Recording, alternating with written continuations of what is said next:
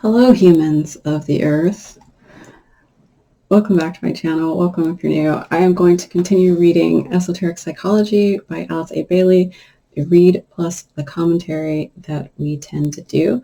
But first, let me answer your questions. What's going on with these? These are my yellow glasses. These are prescription glasses. These are my new favorite thing.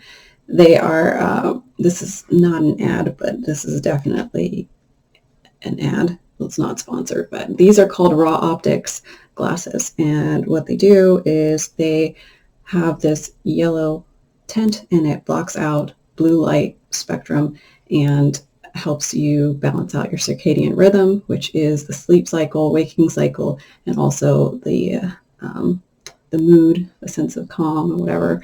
And I've learned that these are like the neurodivergence whisperer tool mecca thing of all things, which I don't even know if they know that yet to tap into. Since wearing them instantly, I just feel so much better with all the sensory kind of stuff that you don't really realize is a thing because you just go through life kind of feeling like, oh, I just have a constant headache and need to squint and need to be away from light and loud noises and people after an extended period of time. But and I still don't have like the confidence to wear it in a work meeting because I feel like they're going to think I'm kind of like Austin Powers kind of thing. But this is me and you. This is fine.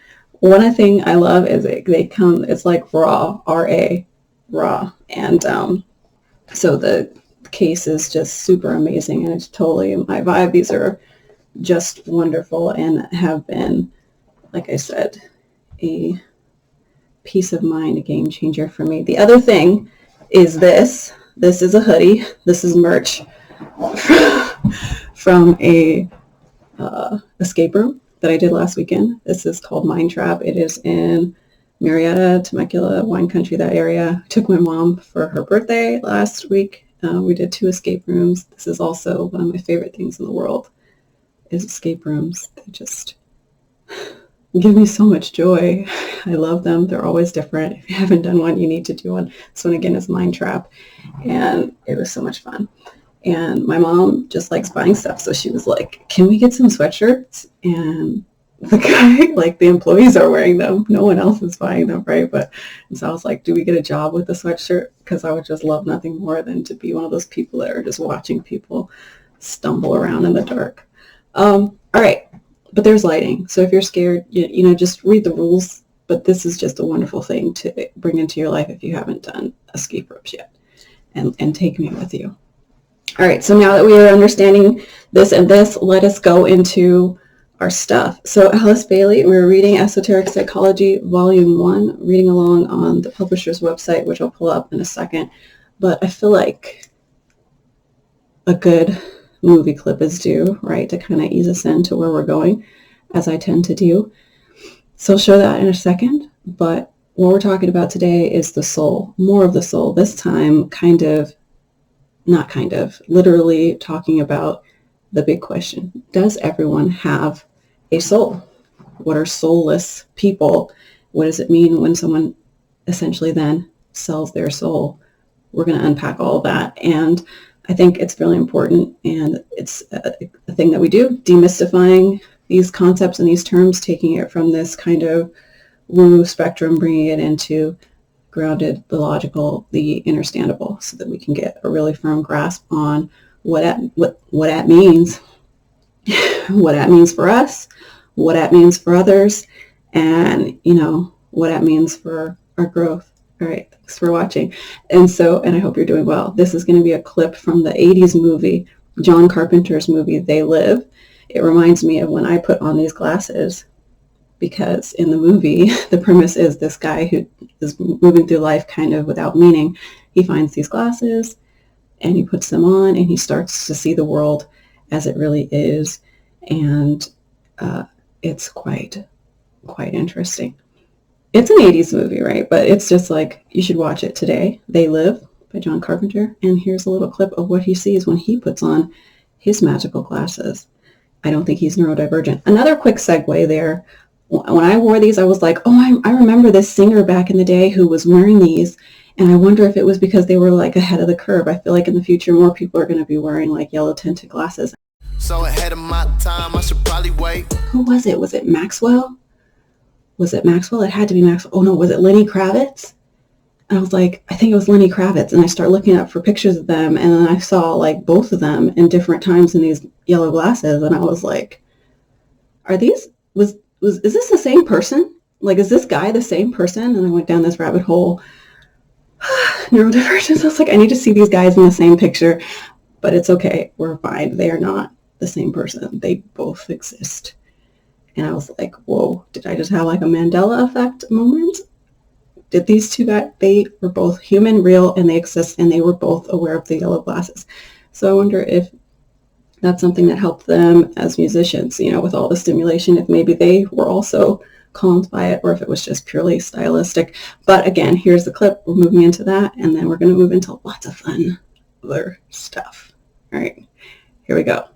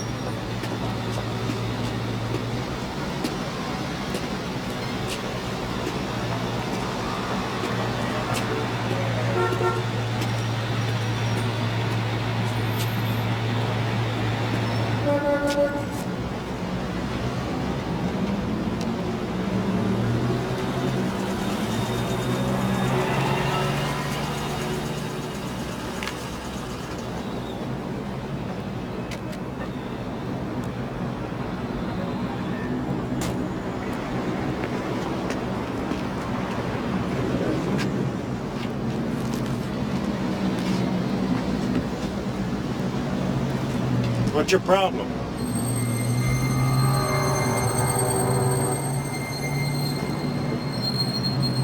I said, what's your problem?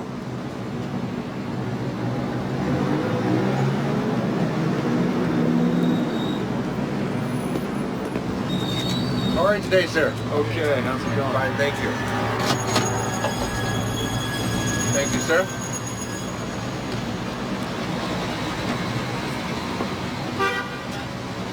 Here you are, sir. Thank you.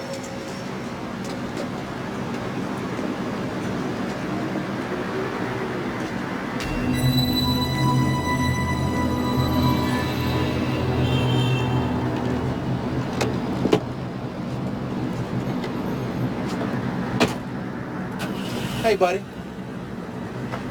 You gonna pay for that or what?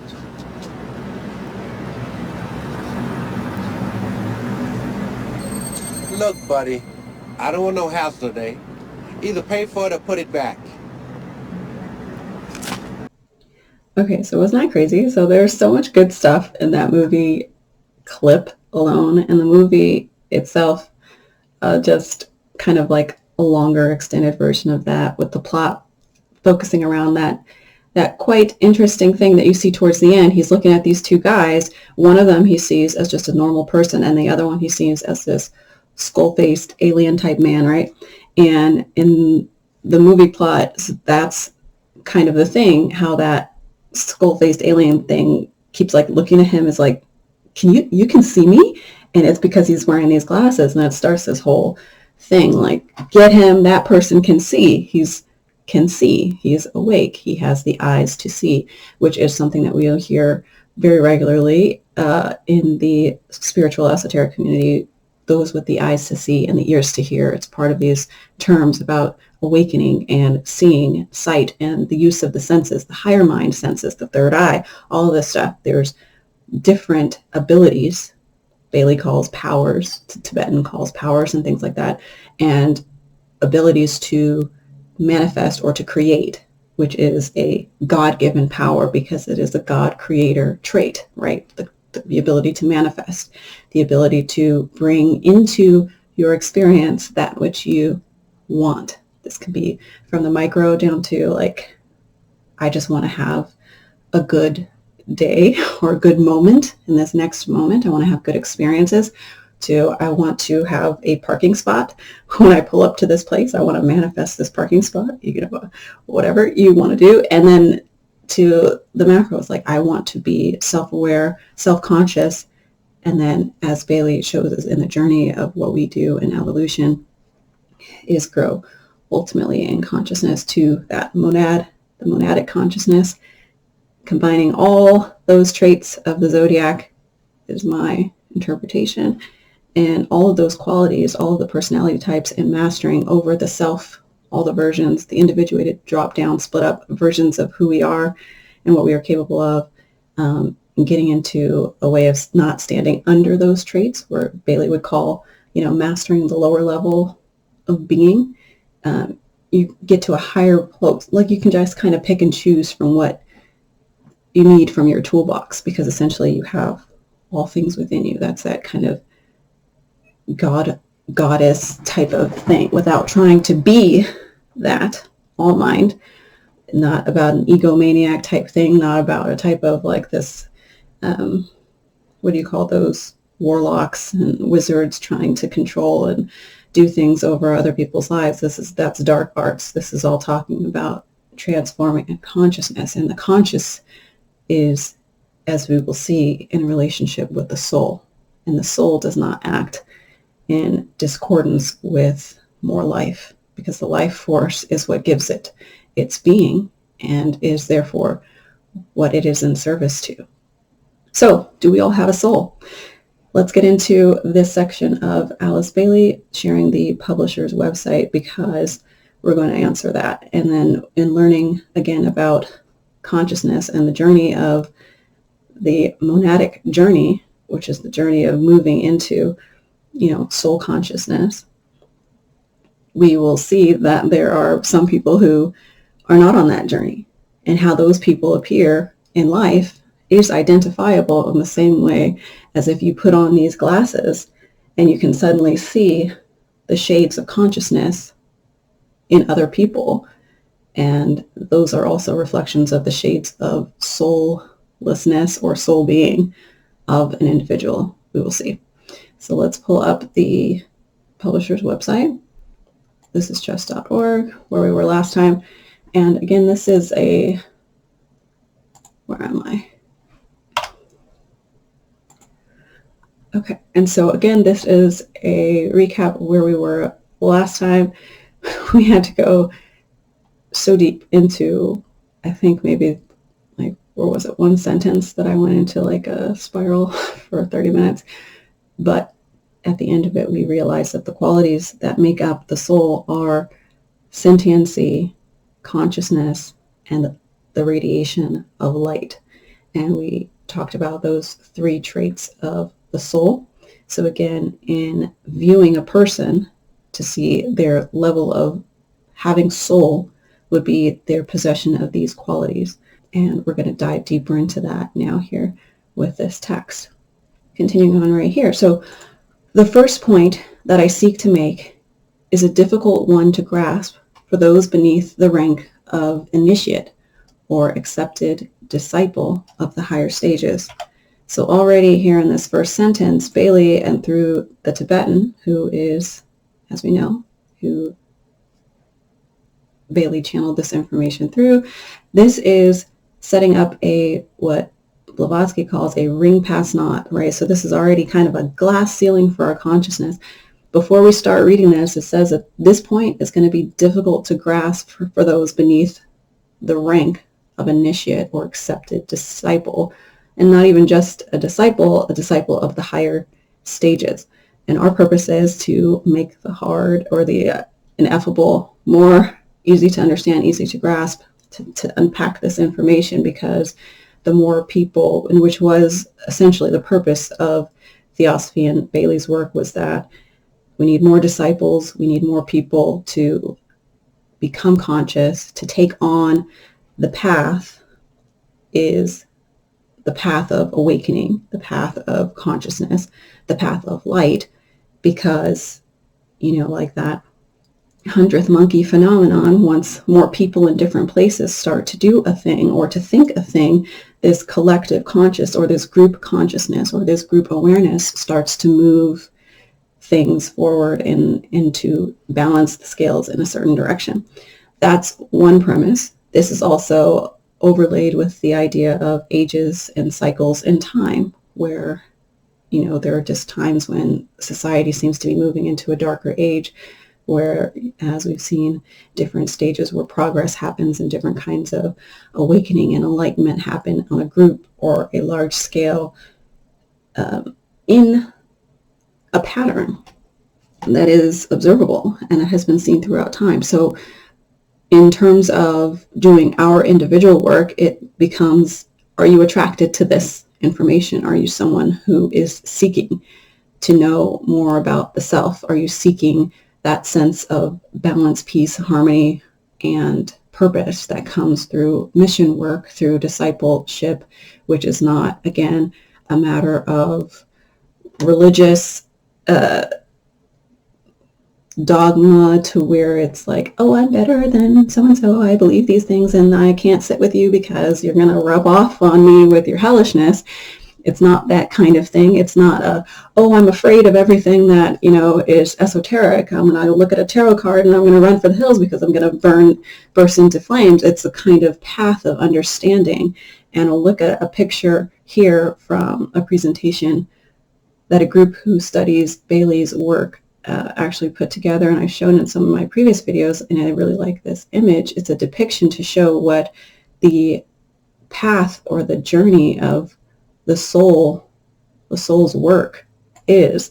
And it is, in fact, a journey where we are evolving from a state of lower consciousness to higher consciousness in a way that kind of makes sense.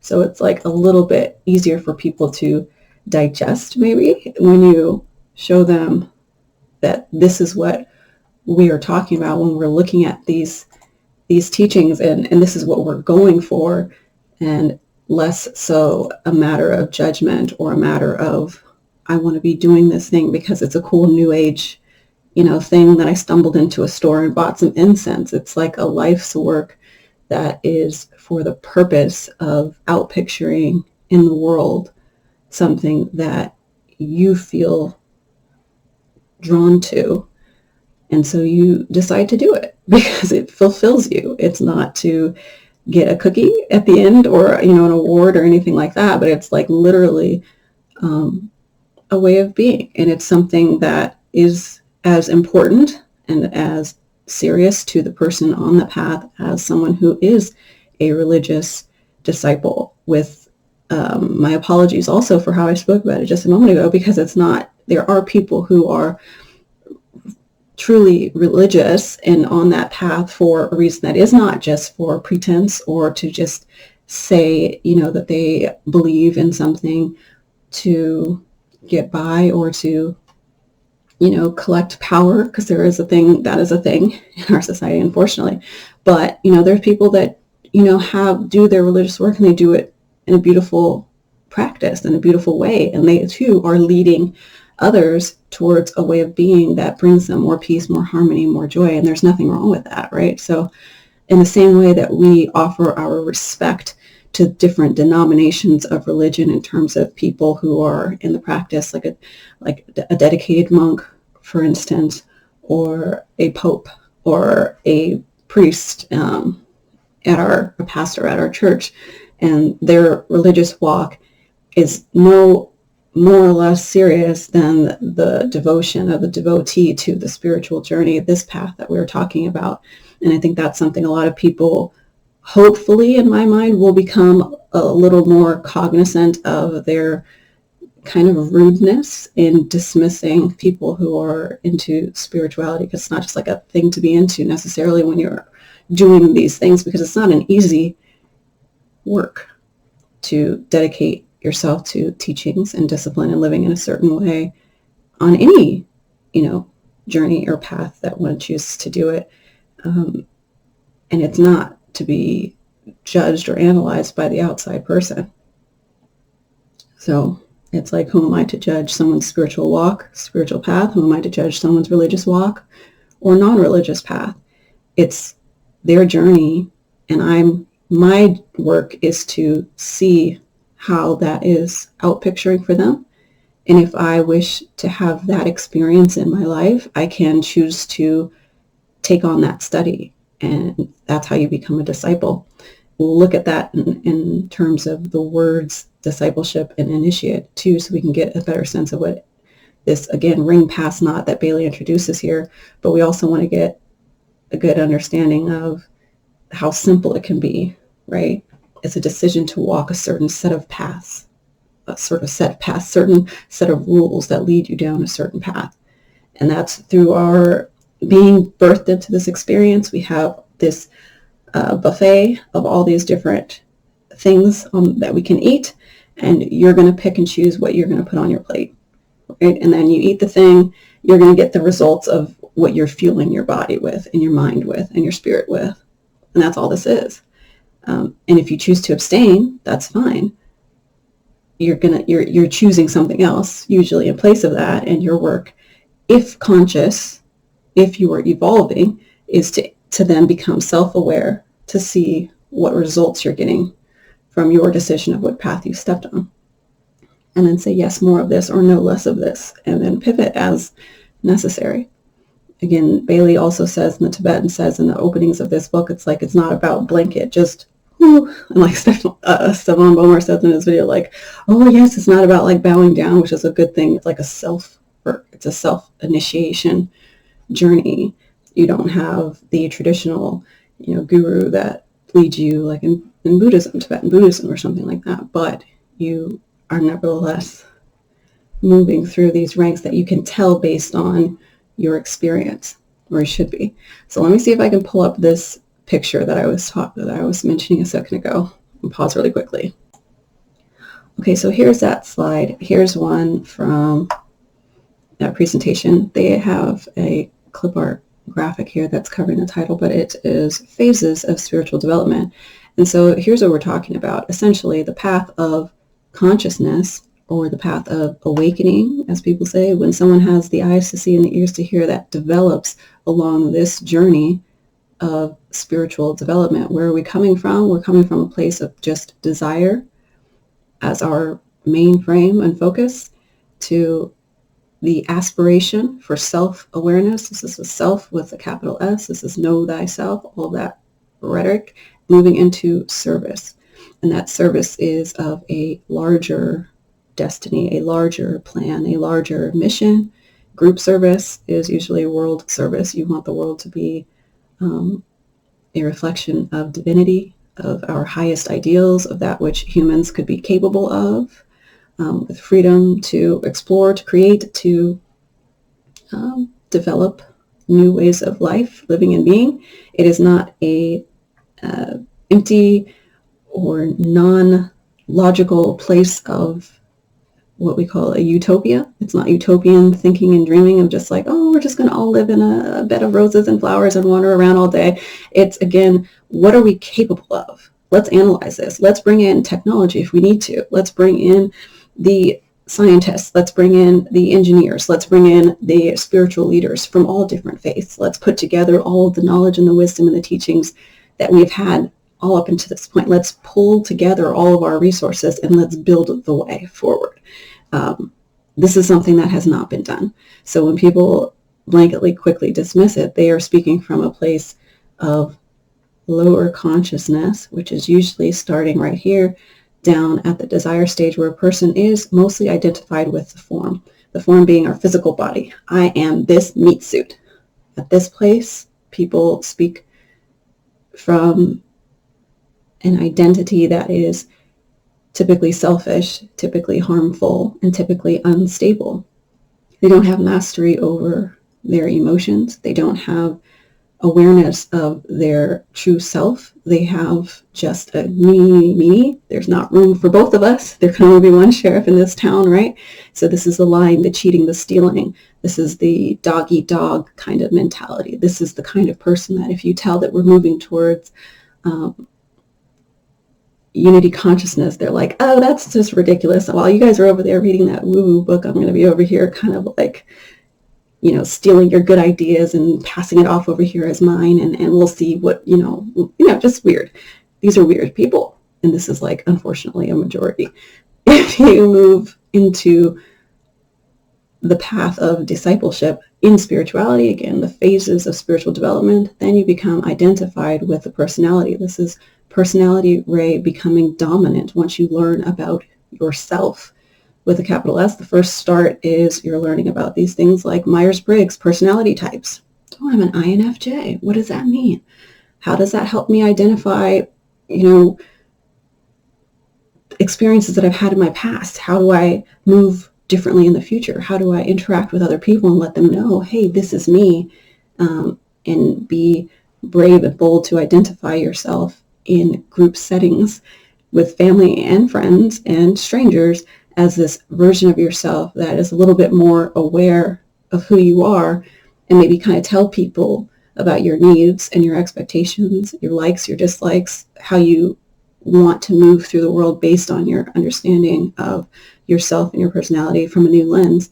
This is where you build on different kinds of things like the Enneagram, your psychology, your psychological natal chart makeup, all those things that help you identify the personality, which is a smorgasbord of information, as we know from the 7 rays, but it ultimately breaks down into those 7 ray types, which are 7 divine energies that we each have. And you're going to learn really what basic level you sit on, but this can be an immense rabbit hole to go through. So a lot of people will move through this place and maybe stop their spiritual development here at this level where they become aware of their personality ray. This is where a person is coordinated or in balance in their physical, emotional, and mental life. This would be that step where your lower chakras or your lower level Maslow's pyramid needs are kind of in alignment, more or less. So you're able to focus on, again, the identity, the self, the solar plexus, who you express as that separated being, but you have your labels now, right? You have your labels and you're proud of them. But there's also a sense of duality and inner warfare at this place because you're at that kind of tug of war between your old self and you're still slipping into those old traits of being selfish, being harmful, being unstable at times, moving towards your desire nature. And then you also want to move on. Sometimes you want to advance further on the spiritual path, but you're afraid of that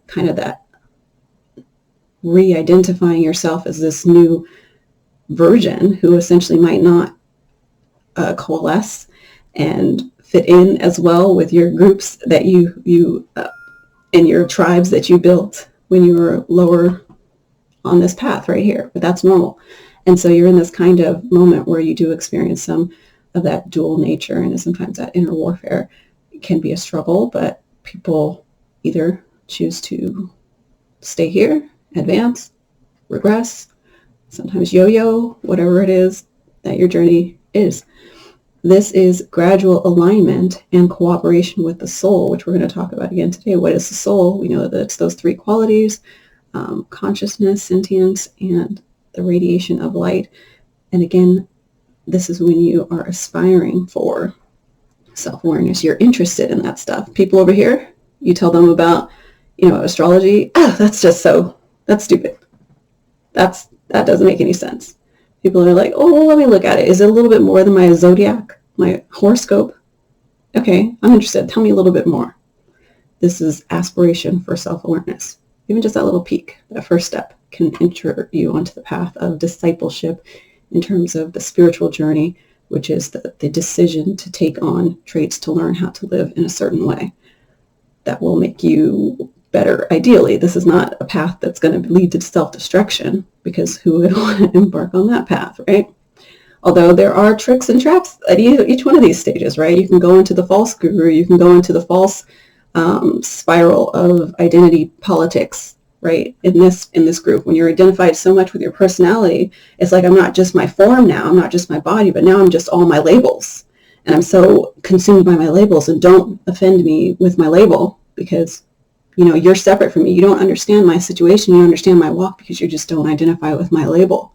And that's not true, because as you move into identification with the soul, you learn about what Bailey and the Tibetan call the brotherhood, what Theosophy and Esotericists call the brotherhood, which is just that reality of that underlying union of all things. The feminists out there are like, why is it a brotherhood? Semantics, okay? Sisterhood, unity consciousness. Everything is connected at the source. So the labels and the identity is helpful to break away from this state, this original desire state, the me state. This is a more self-confident version. And then you move into this, where you want to move to a better holistic state for everyone, not just the self. And you move out of those labels again, moving towards soul ray dominance. You express soul qualities fully, and your soul purpose is manifested going into service. So that's it for that chart right there.